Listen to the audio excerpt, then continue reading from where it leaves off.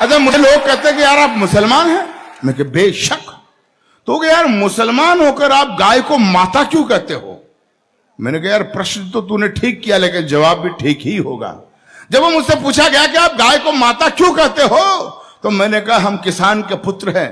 जब मैं 3 बरस का बच्चा था, छोटा, मेरी माँ गाय का चारा पानी करके, नहला धुला कर, मालिश वगैरह करके जब गौ माता का दूध निकालती थी, और गौ माता का दूध जब मेरी माँ मुझे पिलाती थी, तो मुझे दूध देते वक्त गौ माता ये नहीं देखती थी कि ये बच्चा हिंदू का है या मुसलमान का है।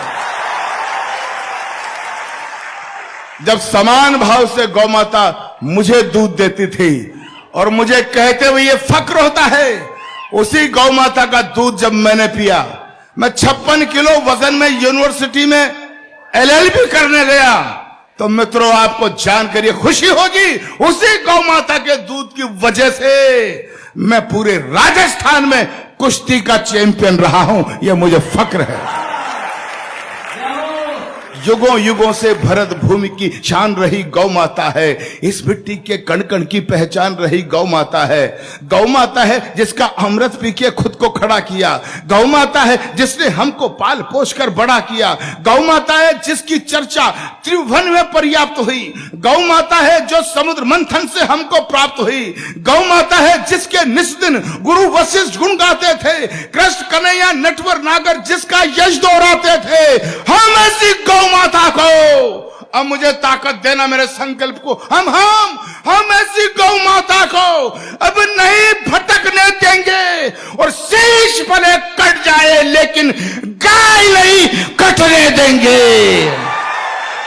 अरे भाई इतना हल्ला, मजा आ गया।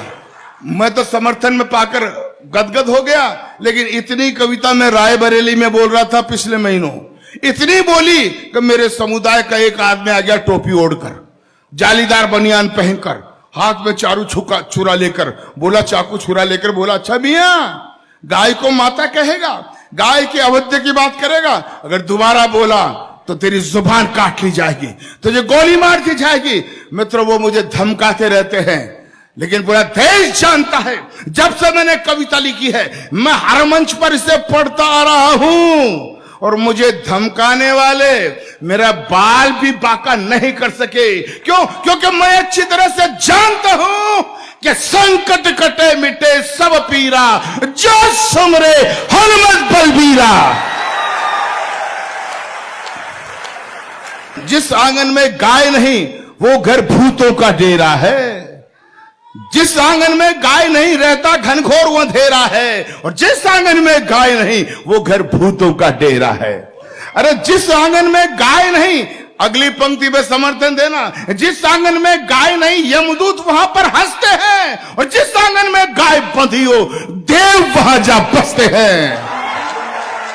भाई मजा आ गया इस गौ माता की कविता को इतनी शिद्दत से आप सुन रहे हैं कि जिस आंगन में गाय नहीं रहता घनघोर अंधेरा है, जिस आंगन में गाय नहीं वो घर भूतों का डेरा है, जिस आंगन में गाय नहीं यमदूत वहां पर हंसते हैं। तो जिस घर में गौ माता हो वो घर फूले वो फलता है, जिस घर में गौ माता हो खुशियों का दीपक जलता है, जिस घर में गौ माता हो उस घर के भाग संवर जाते। गाय पूंछ को पकड़ लोग वैतरणी पार उतर जाते। तो गौधन का वध करने वाले, गौधन का वध करने वाले द्रोही कंस कहते हैं, और गौपालक के घर में बंसी नटवर शाम बजाते हैं।